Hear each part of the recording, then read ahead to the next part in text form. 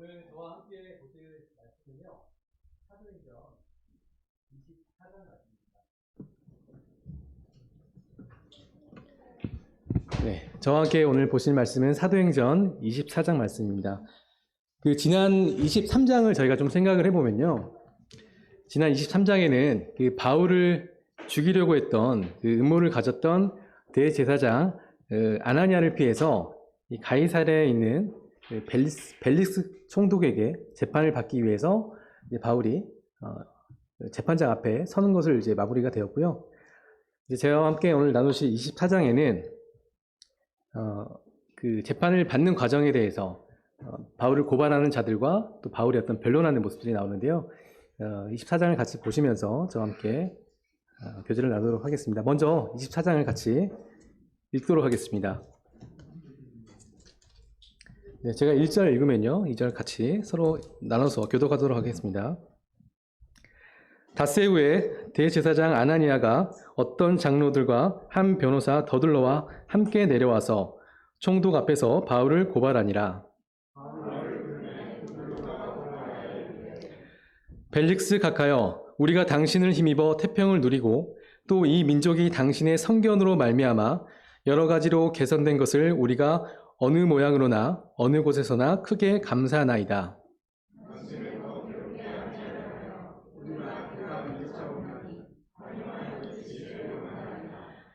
우리가 보니 이 사람은 전염병 같은 자라. 천하에 흩어진 유대인을 다 소유하게 하는 자요, 나사렛 이단의 우두머리라.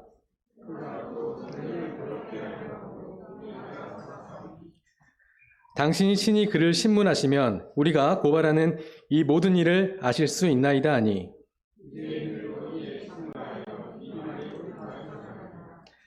총독이 바울에게 머리로 표시하여 말하라 하니, 그가 대답하되, 당신이 여러 해 전부터 이 민족의 재판장 된 것을 내가 알고 내 사건에 대하여 기꺼이 변명하나이다.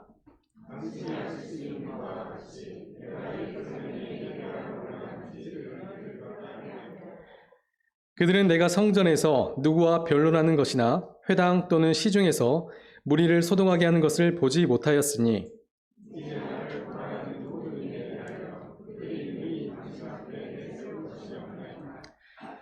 그러나 이것을 당신께 고백하리이다.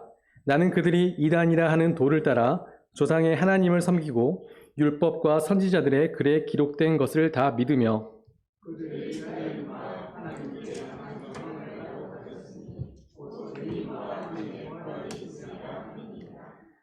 이것으로 말미암아 나도 하나님과 사람에 대하여 항상 양심의 거리낌이 없기를 힘쓰나이다.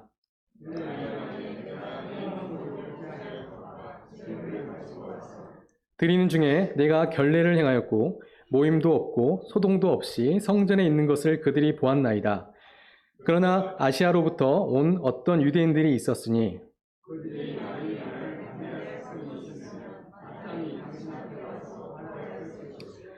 그렇지 않으면 이 사람들이 내가 공회 앞에 섰을 때에 무슨 옳지 않은 것을 보았는가 말하라 하소서.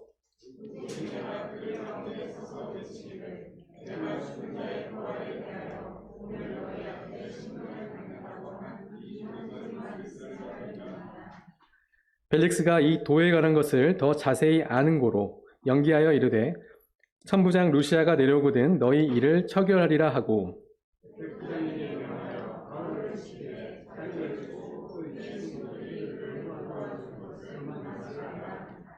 수일 후에 벨릭스가 그 아내 유대 여자 드루실라와 함께 와서 바울을 불러 그리스도 예수 믿는 도를 듣거늘,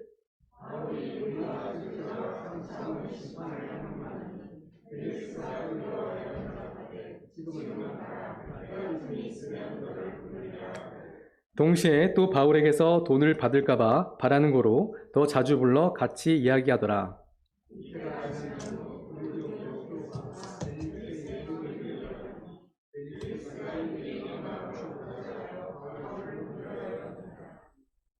네, 사도행전 24장은 크게 세 가지 부분으로 나뉘는데요. 1절부터 9절까지는 이제 변호사 더둘러가 사도 바울을 고발하는 모습, 그리고 10절부터 21절까지는 사도 바울이 변론하는 모습, 그리고 22절부터 23절까지는 이제 벨릭스의 태도에 관한 내용이고, 마지막으로 24장부터 26절까지는 사도 바울에게 복음을 듣는 벨릭스와 그의 아내 드루실라에 대해서 말을 하고 있습니다. 그러면 저와 함께 이제 1절부터 하나님께서 어떤 말씀을 하고 계시는지에 대해서 같이 살펴보도록 하겠습니다. 네, 그 재판 과정을 조금 더 이해하기 쉽게 하기 위해서 좀 시청각절을 준비했습니다. 자, 1절 보겠습니다. 자, 닷새 후에라고 이제 처음에 시작이 되는데요. 이 대제사장 아나니아는 반드시 이 바울을 고발하고 죽이겠다는 이념 하나로 많은 사람들 대동해서 벨리스 총독 앞에 지금 나와 있는 상태인데요. 바울이 23장에서 아나니아를 피해서 한밤중에 안디 바들이라는 곳을 거쳐서 이튿날 가이사랴에 도착하게 됐습니다. 그러니까 바울이 있었던 에루살렘에서 가이사랴까지 거리는 약 100km 정도 거리가 되거든요. 그러니까 한 이틀 정도에 나와서 가이사랴에 도착을 한 것으로 보이는데요. 근데 그 아나니아는 바울이 가이사랴에 도착한 뒤에 5일 뒤에 도착했다라고 이렇게 표현이 되어 있더라고요. 아나니아는 바울을 죽이기로 이제 마음을 먹었고, 바울이 죽기 전까지는 먹지도 자지도 않겠다라고 결심을 했었는데, 바울이 이제 한밤중에 도망친 것을 보았을 때 왜 빨리 도망가지 않았을까라는 생각이 좀 들더라고요. 자, 두 번째 페이지로 넘겨주시면, 이 지도를 보시면요. 자, 그러니까 예루살렘에서 가이사랴까지 약 100km 정도 되는 거리거든요. 이 거리를 충분히 뭐 하루나 혹은 뭐 빠르면 이틀에 걸쳐서 갈 수 있을 거라고 생각이 되는데, 이 닷새 후에 이 아나니아가 벨리스 총독 앞에 나와서 재판을 하는 모습을 볼 수가 있었습니다.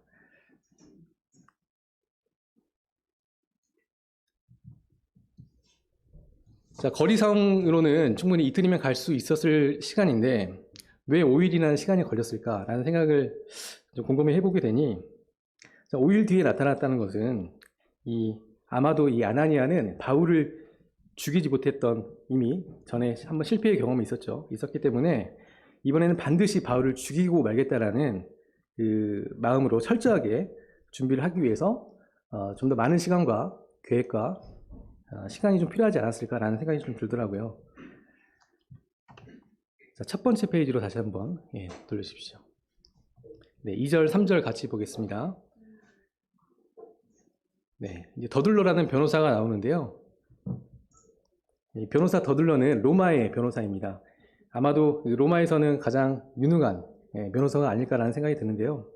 오늘날로 치면 대형 로펌에 가장 잘 나가는 변호사가 하지 않을까라는 생각이 들었습니다.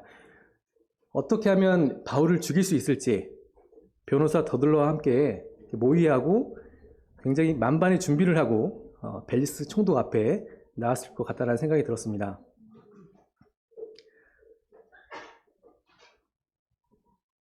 자, 변호사 더둘러는 바울을 고발하면서 가장 먼저 하는 말이요. 먼저 벨릭스 각하를 칭송하는 말을 볼 수가 있습니다. 벨릭스를 각하, 3절에서 각하라고 하죠. 각하라고 초칭을 하면서 굉장히 깊은 예우를 드러내는데요. 더둘러 말만 들으면 굉장히 벨릭스 총독이 엄청나게 굉장한 통치력을 가지고 있는 사람으로 느껴질 수가 있을 것 같아요. 자, 다음 페이지로 3페이지로 넘겨주시면요. 이 벨릭스 총독에 대해서 잠깐 소개를 좀 하도록 하겠습니다.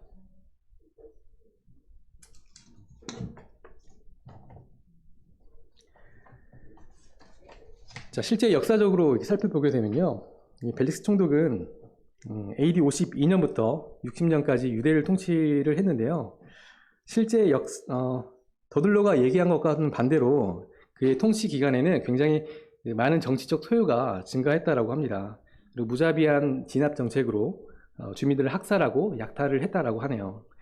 AD 55년경에는 사도행전 21장 38절에 나오는 그러면 네가 이전에 소요를 일으켜 자객 4,000명을 거느리고 광야로 가던 예굽인이 아니냐라고 했던 이 사건에서 메시아로 자청한 자의 추종자들을 진압하였습니다. 그리고 AD 58년에는 대제사장 요나단이 자신을 비판했다는 사실로 요나단을 살해하기도 했습니다.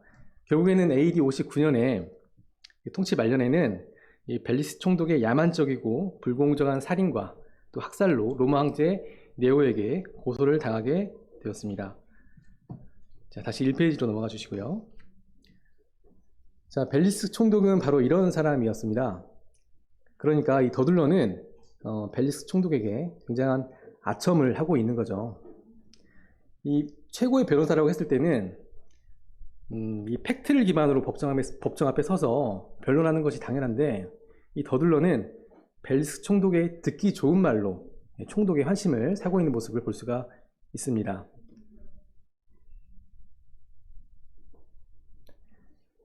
네. 4절 보시면요. 4절 보겠습니다.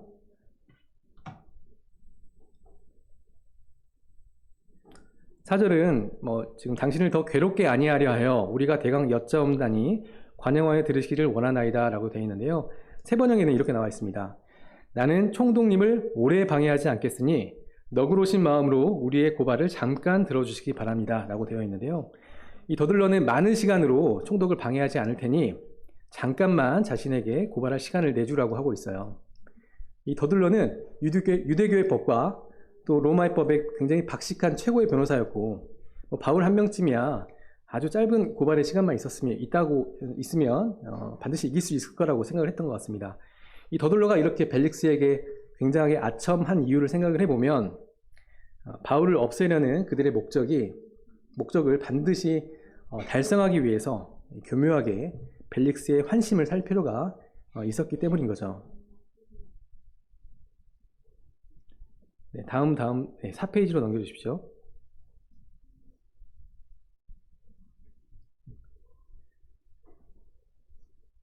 네, 4페이지로 넘겨주세요.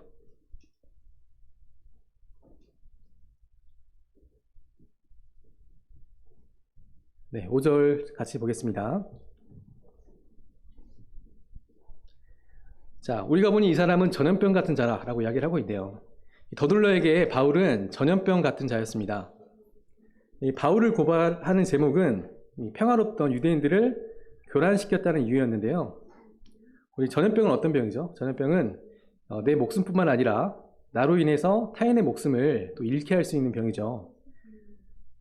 그들이 보기에도 바울은 예사로운 사람이 아니었습니다. 이 바울을 이단의 우두머리로 확신을 가졌고, 바울을 지금 제거하지 않으면 많은 유대인들이 바울을 쫓아갈 것이라는 것을 인정하고 있었죠. 이 더둘러가 말했던 바울이 가졌던 전염병의 시작은, 그의 출발은 바로 예수님의 복음이었어요. 이 바울은 복음의 전염병을 가지고 있었습니다. 우리가 육신의 전염병은 나도 죽고 나도 인해서 타인도 죽는 거죠. 하지만 영적인 복음의 전염병은 나도 살고 나로 인해서 타인도 살 수 있습니다. 결국에는 이 바울의 영적 복음의 전염병이 아주 긴 시간을 거쳐서 현재 우리 시대까지 전염되고 전파된 것을 우리가 알 수가 있습니다. 네, 6절입니다. 바울의 두 번째 죄목은 성전을 더럽게 한 죄목이었어요. 바울이 정말로 성전을 더럽게 했나요? 바울은 성전에서 고작 7일을 머물렀고, 거기에서 이방인 신자들과 유대인 신자들과 정결의식을 행했을 뿐인데요. 더둘러는 완전히 바울에게 성전을 더럽혔다는 프레임을 씌웠고, 마땅히 잡아야 할 사람을 우리가 잡았다라고 이야기를 하고 있어요. 6절 보시면 그가 성전을 더럽게 하려 함으로라고 이야기를 하고 있는데요. 아니, 성전을 더럽힌 것도 아니고 더럽히려고 했다라는 게 사실 이게 말이 안 되잖아요. 진짜 성전을 더럽힌 사람은 누구인지 보시면 바로 이 더둘러와 그리고 아나니아 대제사장, 그리고 함께 있던 유대교의 장로들인 것을 우리가 알 수가 있어요. 네, 8절 9절 보겠습니다. 당신이 7일 그를 신문하시면, 이렇게 나와 있습니다. 신문하다는 거는 우리 요즘처럼 경찰 조사를 받는 것처럼 그런 신문이 아닌 거죠. 그 당시에 신문이라는 거는 없던 죄도 만들어서 뒤집어 씌우라는 거죠. 신문하라는 거는. 우리 예수님께서 또 동일하게 신문을 받으셨죠. 대제사장이 예수님을 신문할 때 손바닥으로 예수를 때리고 채찍질하고 아무런 죄가 없는 예수님을 십자가에 못 박았습니다. 이 더둘러는 바울을 고발할 수밖에 없는 정당성을 주장하고 있어요.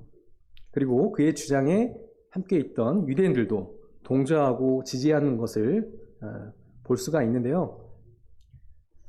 자, 1절부터 9절까지의 내용을 다시 한번 정리를 해보면 바울을 이제 고발하는 자들의 모습을 볼 수가 있습니다. 로마 최고의 변호사인 더둘러를 앞세워서 바울에게 죄를 뒤집어 씌우고 있는 것을 볼 수가 있죠. 자, 9절까지 내용을 참 보면서 이런 생각이 들었습니다. 사단이 참 철두철미하다라는 생각이 들었어요. 이 단 한 명의 성도 바울을 넘어뜨리고 또 결박하고 쓰러뜨리기 위해서 할 수 있는 모든 것을 동원하는 것을 볼 수가 있는데요. 이 하나님과 나의 관계를 방해하는 것들은 어떻게 보면 사단의 입장에서는 철저하게 그것을 준비하고 계획한 결과라고 생각이 드는데요. 어쩌면 우리가 지금 이 시대를 살아가고 있는 것도 항상 악의 유혹과 싸워야 되는 부분인 거잖아요. 그러니까 그 로마의 변호사를 이렇게 대동한 것처럼 사단은 우리를 항상 이 악의 어벤져스라고 해야 될까요? 항상 1대100의 싸움을 하고 있는 것 같다는 생각이 들었습니다. 지금 이 순간에도 사단은 우리를 고발하기 위해서 일하고 있다는 생각을 잊지 말아야 될 거라고 생각이 좀 들었습니다. 그리고 변호사 더둘러는 이 벨릭스에게 굉장히 아첨하면서 벨릭스의 마음을 사려고 했었죠. 우리가 사람의 마음을 사려고 해서는 안 될 것 같습니다. 내 욕심과 또 내 목표를 위해서 아첨하는 자가 되어서는 안 되겠죠. 네, 저는 이제 IT 관련해서 업무를 지금 하고 있는데요. 벌써 직장 생활하는 것도 16년 정도 되고 있습니다. 저희 회사에서도 이 사람의 마음을 사려는 사람들이 있습니다. 그것을 선한 마음으로 사람의 마음을 사려는 것이 아니라 내 어떤 목표와 욕심을 위해서 사람의 마음을 사려는 거죠. 그러니까 쉽게 말해서 참 입 바른 소리, 그리고 뭐 회사에서는 뭐 정치를 잘해야 된다 이런 얘기 많이 하잖아요. 뭐 샤바샤바를 잘해야 된다, 또 라인을 잘 타야 된다 이런 얘기들 많이 하고 있는데, 하지만 우리 성도들은 이 사람의 마음을 사는 것이 아니라 반드시 하나님의 마음을 사야 된다라는 부분들을 기억을 해야 된다라고 생각을 했습니다. 그리고 바울은 전염병과 같은 자라고 이야기를 했어요. 우리가 지난 코로나 시기를 거치면서 전염병이 굉장히 얼마나 무섭고 또 전파력이 강한지 알 수 있었죠. 하나님의 말씀도 전염되죠. 이 말씀이 저는 생각났습니다. 히브리서 4장 12절에 있는 말씀인데요. 하나님의 말씀은 살았고 운동력이 있어서, 살아있고 운동력이 있는 하나님의 말씀을 붙들고 이제는 저를 통해서 이제 저희 아이들에게 저를 통해서 저희 아이들에게 복음이 전염이 되기를 간절히 바라는 마음들이 1절부터 9절까지 보면서 이런 생각이 좀 들었습니다.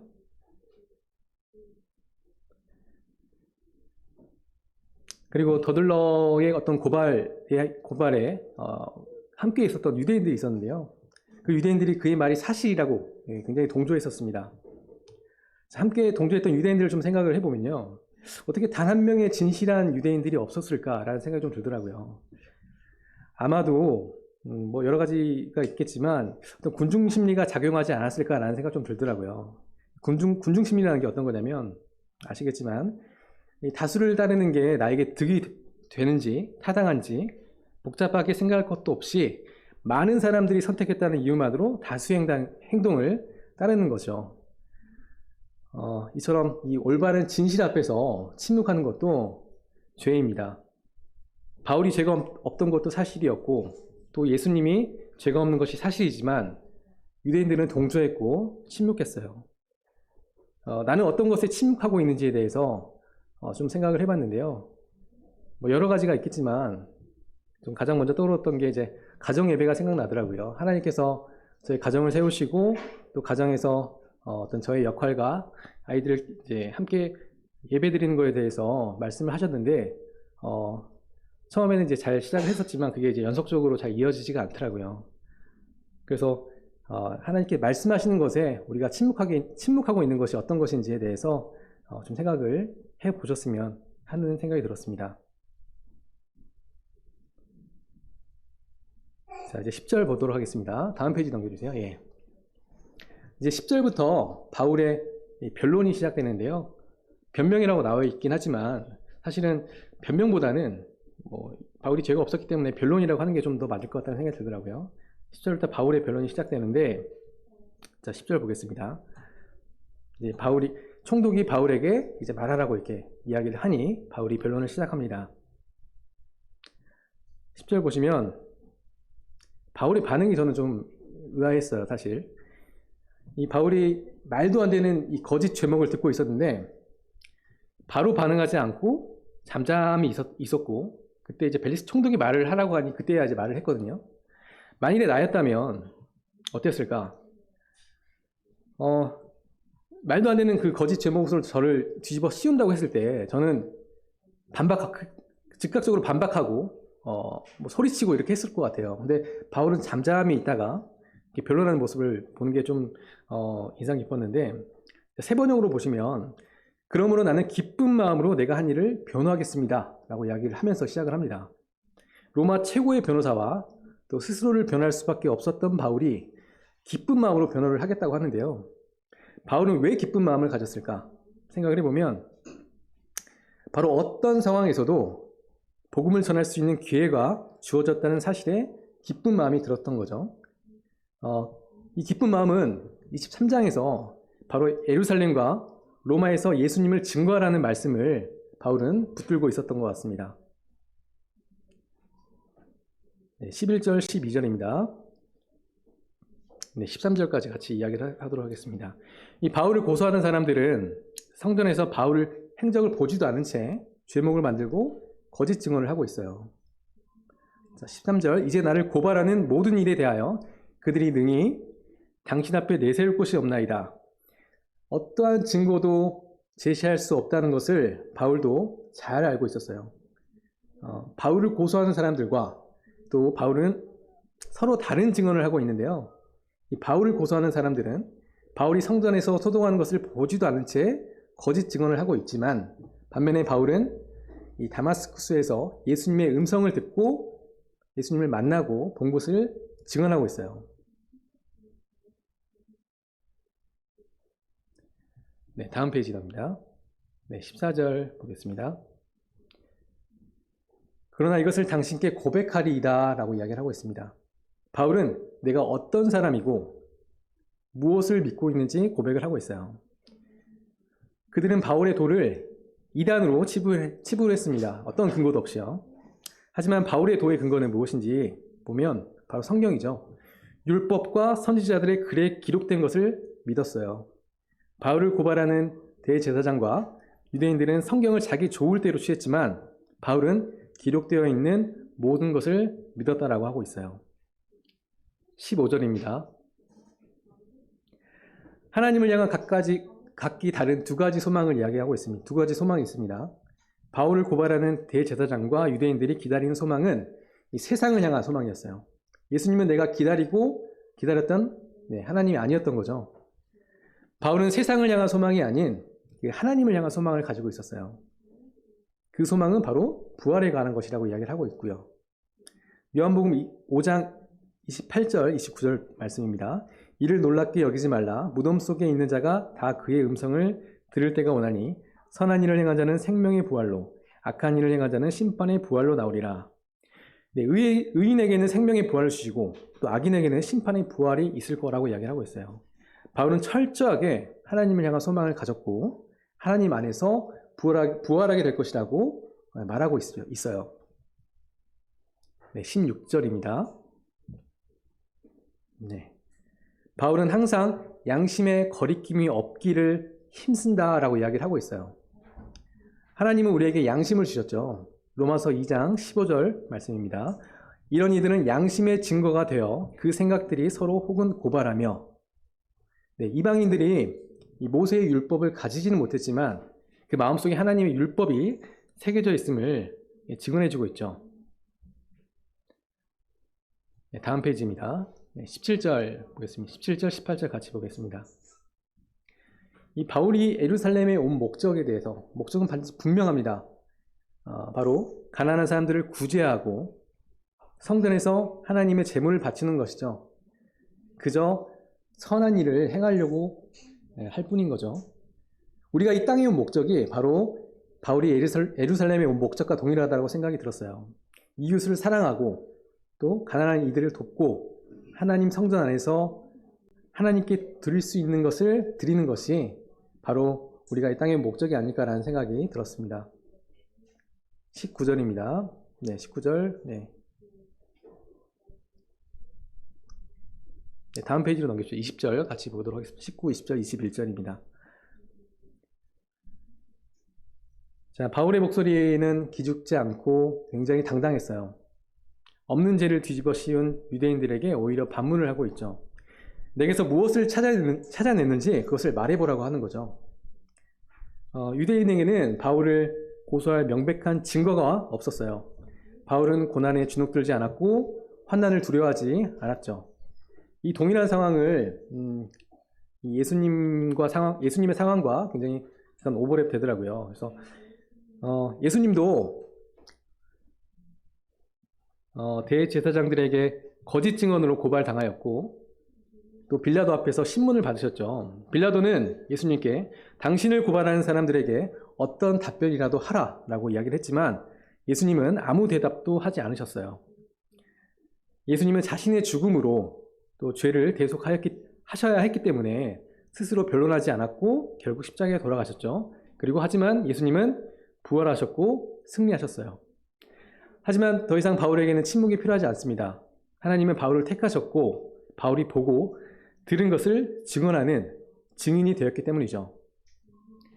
네, 10절부터 이제 21절까지 정리를 해보면 이 바울을 고발하는 거짓 죄목에 대해서 바울이 변론하는 모습이라고 이야기를 드렸는데요.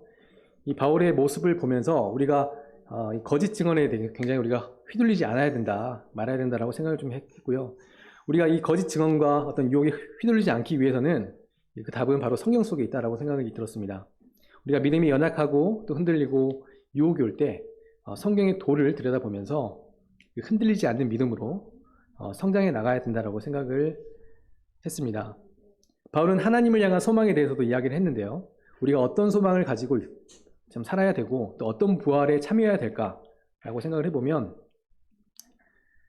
자, 바울의 고백처럼 하나님께 소망을 두고 다시 오실 주님을 기대하면서 죽은 자의 부활과 산 자의 부활에 우리가 함께 참여해야 되는 것이 우리의 삶이라고 생각이 들었습니다. 또 바울은 양심에 거리낌이 없기를 힘쓴다라고 이야기를 했어요. 우리가 하나님을 믿고 하나님의 자녀로 살아가면서 어떤 자세와 마음으로 살아가야 될지 생각을 해보면 우리에게는 선한 것이 하나도 없습니다. 양심에 대해서 이야기를 나왔으니 양심에 대한 것들을 좀 생각을 해보면요. 양심 고백 이런 얘기도 있죠. 그리고 양심을 걸고 또 네가 양심이 있다면 양심을 팔고 이런 얘기가 많이 이런 말들이 많이 있습니다. 정말 뭐 예전에도 그랬지만 요즘에는 더 양심 없는 사람들이 많이 있는 것 같아요. 그리고 양심이 둔해진 성도들도 많은 것 같습니다. 아무래도 이제 반복되는 죄를 짓다 보면 양심이 좀 둔해지는 거죠. 바울은 하나님과 사람에 대해서 양심에 거리낌이 없기를 힘쓴다라고 이야기를 했어요. 우리의 양심이 민감해질 수 있도록 우리는 양심을 자꾸 들여다보고 양심을 둔하게 하는 것이 무엇인지 찾아서 그것을 버려야 한다고 생각이 들었어요. 우리가 거리낌 없는 양심을 가지려면 어떻게 해야 될까 생각을 해보면 골로새서 3장 23절 말씀이 생각났습니다. 무슨 일을 하든지 마음을 다하여 주께 하듯 하고 사람에게 하듯 하지 말라. 네. 무슨 일을 하든지 주께 하듯 하는 것이 거리낌 없는 양심을 가지는 것이라고 생각이 들었어요. 바울의 변론은 힘이 있고 당당했어요. 바울은 보고 들은 것을 증언하는 증인이 되었고요. 마찬가지로 하나님은 우리를 증인으로 부르셨죠. 증인은 어떤 압박에도 굴복하지 않고 보고 들은 것을 말해야 되는 이유가 있습니다.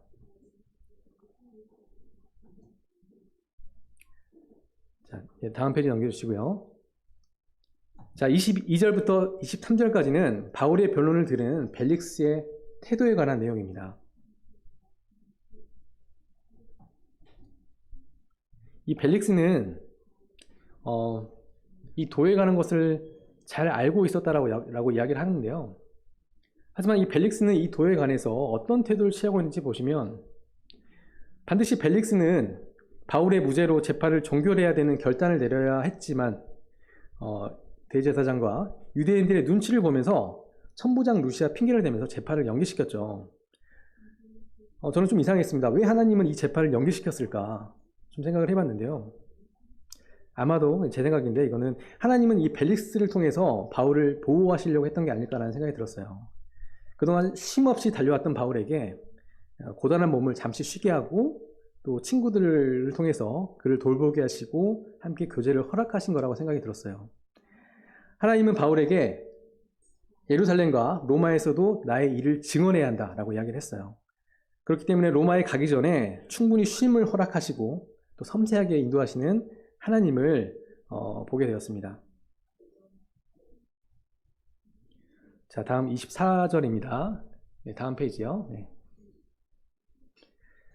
24절부터 26절까지는 바울에게 복음을 듣는 벨릭스와 그의 아내 드루실라에 관한 내용인데요. 며칠 후에 벨릭스는 그의 아내 드루실라와 함께 바울을 찾았어요. 그리고 바울은 그들에게 복음을 전했습니다. 앞서서 벨릭스는 무자비한 진압 정책을 제가 말씀드렸죠. 주민들을 약탈하고 학살했다고 했는데 하나님은 바울을 통해서 벨릭스 총독에 가장 필요한 것을 말씀을 하셨어요. 바로 의와 절제와 장차올 심판에 대해서 말씀을 하셨어요. 벨릭스는 22절에서 그리스도의 도를 잘 알고 있었다라고 했지만 실제로는 표면적으로 그것들 오랜 시절 어린 시절부터 들어왔던 내용으로만 알고 있었던 것 같습니다. 이 바울의 복음을 들었을 때 그의 양심에서 두려움을 느꼈어요. 이 벨릭스의 태도를 보면요, 이 바울을 복음의 양심에 두려움을 느끼고 바울을 돌려보냈죠. 말씀을 받아들이지 않았어요. 하지만 바울의 태도는 보시면요, 벨릭스를 며칠 뒤에 만났을 때 만일 저라면 인간적인 어떤 기대감이 있었을 거예요. 왜냐하면 벨릭스에게 나를 좀 풀어주세요, 충분히 이야기할 수 있을 거라 생각이 되거든요. 왜냐하면 아무런 죄가 없기 때문에. 하지만 그런 얘기를 전혀 하지 않았었고 오직 그리스도 예수의 도를 전하는 것이 바로 그의 일이었습니다. 바울에게 벨릭스 총독은 자신의 목숨보다도 소중했던 한 명의 구도자일 뿐이었던 거죠. 자, 사도행전 22장 15절에 이렇게 말씀하셨습니다. 내가 그를 위하여 모든 사람 앞에서 네가 보고 들은 것의 증인이 되리라 라고 이야기를 하셨어요. 하나님은 그러니까 저는 이 모든 사람 앞에서 유대인들뿐만 아니라 이 벨릭스 총독도 모든 사람이 포함되는 거죠. 그래서 이 바울의 그 태도에 대해서 굉장히 감사가 되었고 이 구도자를 구도하고자 하는 마음이 컸던 것 같습니다. 제가 예전에 다녔던 교회에서는 구도자라고 이야기하지 않고 VIP라고 이야기를 했었어요. 아시다시피 VIP는 굉장히 우리가 모셔야 하고 또 굉장히 존중해줘야 되고 이렇게 해줘야 되는 거잖아요. 그래서 캠프도 구도자 캠프가 아니라 VIP 캠프 이렇게 이야기를 해서 정말 구도자들 VIP처럼 모시는 마음으로 이렇게 했던 것 같은데 우리도 한 명의 구도자를 위해서 이런 VIP를 모시는 것처럼 이 구도자들에게 이런 마음으로 저희가 다가가야 되지 않을까라는 생각이 좀 들었습니다. 네, 26절 보겠습니다. 동시에라고 나옵니다. 26절. 동시에 또 바울에게서 돈을 바랄까 바라는 거로 더 자주 불러 같이 이야기하더라. 벨릭스 총독은 두 가지 마음이 있었어요. 첫 번째는 그리스도 예수의 도를 듣고자 하는 마음이 하나 있었고요. 동시에 바울로부터 돈을 얻고자 하는 마음이 있었어요. 바울이 17절에서 내 민족을 구제할 것과 재물을 가지고 와서 라는 말을 했었고 또 바울의 친구들이 오고 가면서 바울을 풀어달라고 이런 요청을 할 수도 있죠. 그럴 때 이제 보석금이 필요했을 수도 있고 아마도 이제 그런 것들을 통해서 바울에게 돈을 좀 얻고자 하는 마음이 있었던 것 같아요. 아마 처음부터 바울의 돈을 받으려고 했던 건 아니었던 것 같고요. 이 바울의 강론을 듣고 두려움을 처음에 느꼈을 때 벨릭스 총독은 회개하지 않았어요. 그 이후로 벨릭스 총독의 두려움은 묻히게 되고 벨리스 총독은 바울의 돈에 관심이 생기기 시작했던 거죠. 바울에게 수차례 복음을 들었어요. 하지만 바울에게 복음을 들었다는 거는 뭐 요즘 같으면 진짜 이 대치동 일타 강사한테 과외받는 느낌이 아닐까 싶은 생각이 드는데, 이 돈보다 더 가치 있는 생명인 거잖아요. 이 생명의 기회를 벨리스 총독은 스스로 발로 차버렸던 거죠. 오늘날 많은 사람들이 이 영적인 문제는 관심이 없고 재물에만 관심이 많다는 생각이 좀 들었습니다. 디모데전서 6장 10절입니다. 돈을 사랑함이 일만하게 뿌리가 되나니. 우리가 하나님의 주신 재물을 잘 관리하는 것도 필요하지만 돈보다는 우리 영적 재물을 관리하는 것이 필요할 거라고 생각이 좀 들었습니다. 네, 27절 보겠습니다. 네, 이태가 지난 후 보르기오 베스도가 벨릭스의 소임을 이어받으니 벨릭스가 유대인의 마음을 얻고자 하여 바울을 구류하여 두니라. 네, 벨리스 총독은요, 이 유대인의 마음을 얻기 위해서 바울을 2년 동안 감옥에 그대로 둔 채 떠났어요. 그 이유는 유대인을 기쁘게 하기 위해서였어요. 네, 아이러니하게도 이후에 가이사랴의 그 벨리스 총독은 가이사랴에 있는 유대인들에게 처음에 이야기했던 것처럼 벨릭스를 네로 왕자에게 고소했었고, 결국에는 그는 로마로 압송이 되고 말았습니다. 우리가 누구의 마음을 얻어야 할지, 우리는 사람의 마음을 얻는 것이 아니라 하나님의 마음을 얻어야 하고 하나님을 기쁘게 하는 삶을 살아야 될 거라고 생각이 들었습니다. 바울은 아무런 죄가 없음에도 불구하고 2년 동안 감옥에 있었어야 했어요. 또 요셉도 아무런 죄가 없음에도 불구하고 2년 동안 감옥에 있었어야 했었죠. 어쩌면 2년이라는 시간이 결코 짧은 시간이 아니잖아요. 이 2년이라는 시간 동안 바울은 어떤 생각을 하고 지냈을까? 생각을 해보면, 바울은 주님께서 말씀하셨던 23장에서 말씀하셨던 로마에서도 네가 증언하리라 라는 말씀을 붙들고 있었어요. 어떤 자신의 처했던 환경과 상황에 불만을 가지지 않고 2년의 긴 시간 동안 몸은 쇠약해지고 나약해질 수 있었겠지만 이 정신만큼은 견고해지고 온전하게 주님께 집중할 수 있었을 것이라고 생각이 들었어요. 그리고 그 시간을 견디고 기도하였을 때 하나님의 계획하심이 결코 틀리지 않았음을 알 수가 있습니다. 이후에 이제 바울은 결국에는 로마로 압송이 되었고 주님의 말씀대로 로마에서 증언하는 것으로 사도행전이 이제 마무리가 되는데요. 네, 24장을 이제 묵상을 하면서 사도 바울이 로마로 가는 과정이 결코 순탄하지 않았어요. 이 바울을 죽이려는 자들은 아무런 죄도 없는 바울을 고소했었고, 바울은 죄가 없음에도 불구하고 2년 동안이나 구금당했어요. 하지만 바울은 모든 사람에게 보고 들은 것을 증언하는 증인이 된 것을 기쁘게 생각하고 그리스도의 도를 품고 살았습니다. 그렇기 때문에 바울은 스스로 변론하는 것도 기뻐했었고 2년이라는 시간을 견딜 수 있었을 거라고 생각이 들었어요. 그리고 바울이 외쳤던 의와 절제와 그리스도의 도가 우리에게 전달되었어요.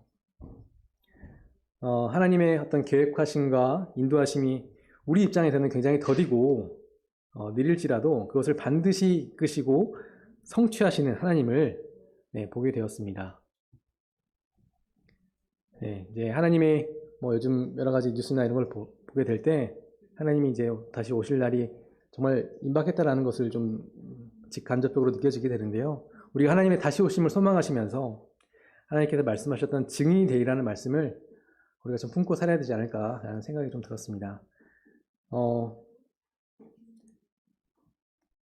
찬양을 한 곡 하고 싶은데요.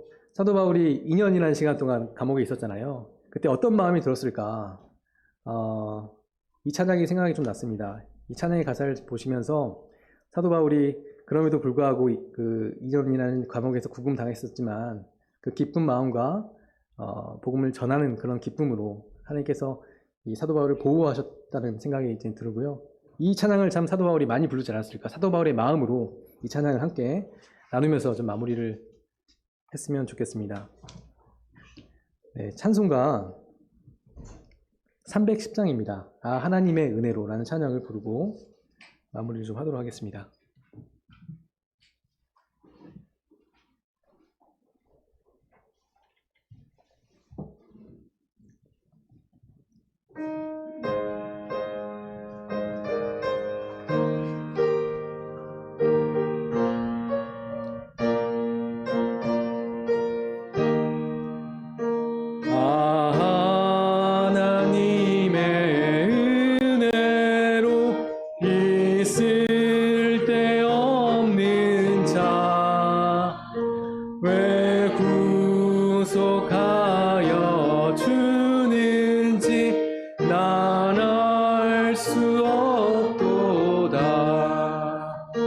내가 믿고 또 의지함은 내 모든 형편 하시는 주님 늘 보호해 주실 것을 나는 확실히 아네.